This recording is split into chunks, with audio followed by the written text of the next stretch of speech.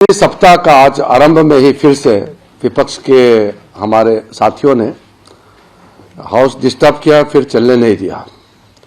आज बहुत ही महत्वपूर्ण नेशनल स्पोर्ट्स गवर्नेंस बिल और national anti doping amendment bill, दो बिल को एक साथ मिलकर के चर्चा करने के लिए तय किया गया था और 2 दिन चर्चा करने के लिए सबने कहा कि स्पोर्ट्स का मामला है, हमारा देश के लिए जो खिलाड़ी हैं उनके लिए और खेल को आगे बढ़ाना सब चाहते हैं। खेल और खिलाड़ी के लिए महत्वपूर्ण बिल चर्चा करना था, लेकिन इसको भी डिस्टर्ब किया। फिर भी हम लोगों ने जबरदस्ती पारित नहीं किया। हम लोग फिर से कल रिक्वेस्ट करेंगे। हम नहीं चाहते कि स्पोर्ट्स जैसे महत्वपूर्ण बिल बिना चर्चा के पारित हो, वरना हमारे पास संख्या है, बार बार डिस्टर्बेंस हो रहा है।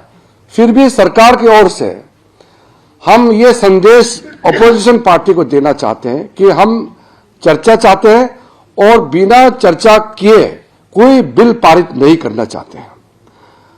मजबूरन कभी कभी जब बिल बिल्कुल पास करना है और जब हमारे पास कोई चारा नहीं है, तब जाकर के हंगामा में कम चर्चा करके पारित भी होता है। अभी तक हम लोगों ने ऐसा नहीं किया, क्योंकि लोकतंत्र में हमारा पार्लियामेंट्री डेमोक्रेसी, इसका मूल क्या है? विषय को अच्छी तरह से चर्चा करके फिर पारित करना। डिबेट एंड डिस्कशन हमारे लिए बहुत महत्वपूर्ण है। राज्यसभा में हमारे देश के एक वरिष्ठ नेता, आदिवासी नेता शिबू सोरेन जी का देहांत होने से पूरा दिन भर के लिए स्थगित करने का फैसला किया। तो आज पूरे दिन राज्यसभा को शिबू सोरेन जी का आत्मा का शांति के लिए उनको हमने श्रद्धांजलि देते हुए पूरे सदन को दिन भर के लिए स्थगित किया है।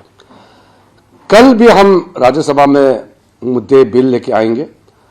तो हम फिर से आपके माध्यम से हमारे विपक्ष के नेताओं को पुकारना चाहता हूं कि जो आपने 2 सप्ताह पूर्व हमको वादा किया कि आप चर्चा करेंगे, डिबेट करेंगे, वो आप उसमें कायम रहे और कल से हम बिल पारित करने के लिए हम कोशिश जोर से करेंगे।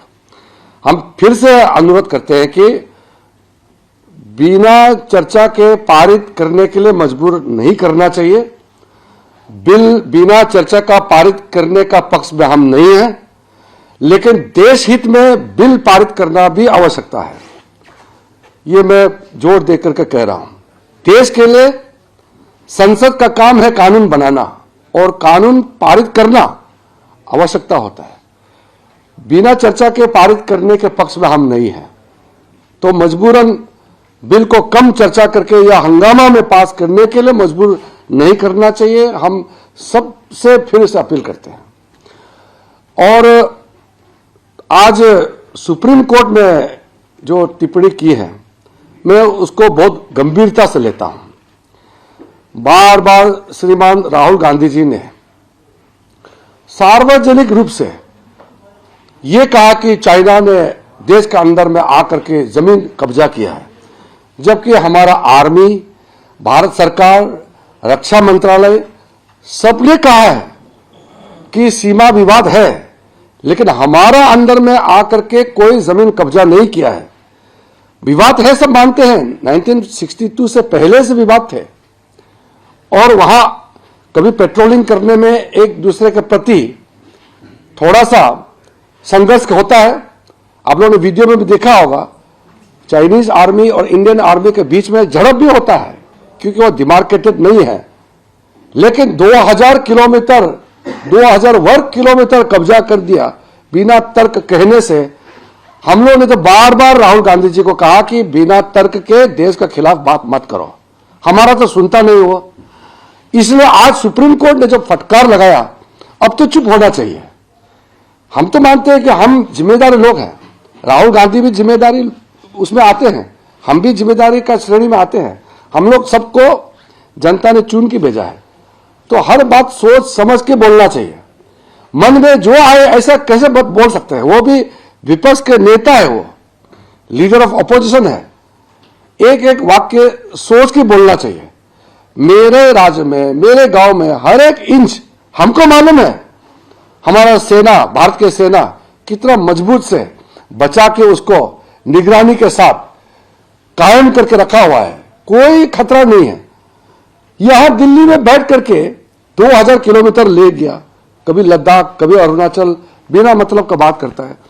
तो मैं मानता हूं कि सुप्रीम कोर्ट ने आज श्रीमान राहुल गांधी जी का ऊपर में जो लगाम लगाया है, ये बहुत ही महत्वपूर्ण है।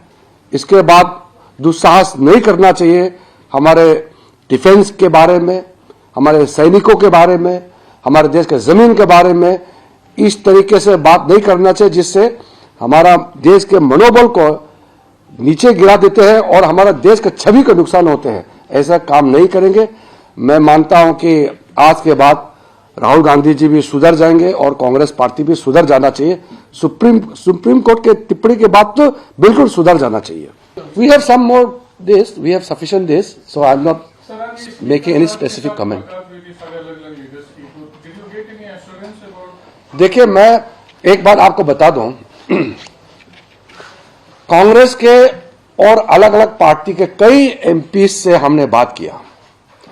पार्लियामेंट्री अफेयर्स मंत्री होने के नाते तो अलग अलग काम से हम लोग मिलते ही हैं। सबने कहा हाउस चलना चाहिए। हाउस नहीं चलने के लिए जो भी उनके नेतृत्व का निर्णय है, वो मजबूरी से उनके एमपी सदन पे हंगामा करते हैं, लेकिन सदन नहीं चलने से सबसे ज्यादा नुकसान एमपी का ही होता है। ये बात बहुत क्लियर से सबको मालूम है। पार्लियामेंट चलता है तो एमपीज को सरकार से जवाब मांगने का मौका मिलता है, सवाल पूछने का मौका मिलता है। फिर सरकार जवाब देना है, क्योंकि लोकतंत्र है, जवाब देना ही है। जब पार्लियामेंट ही नहीं चलेगा तो सवाल भी नहीं पूछेगा, फिर सरकार जवाब भी नहीं दे पाएगा। तो ये तो एक तरीके से लोकतंत्र को कितना हानि होता है। इसलिए मैं नाम नहीं लेता हूं, क्योंकि कई एमपीज के अपना मजबूरियां हैं, उनके नेता के सामने में उनका छवि खराब होता है।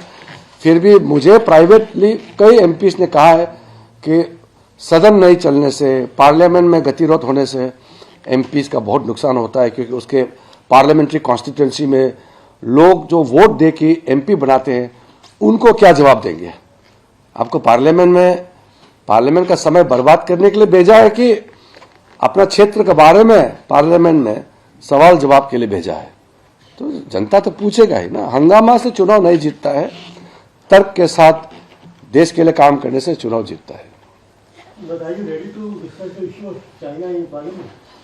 No, normally, you know the rule.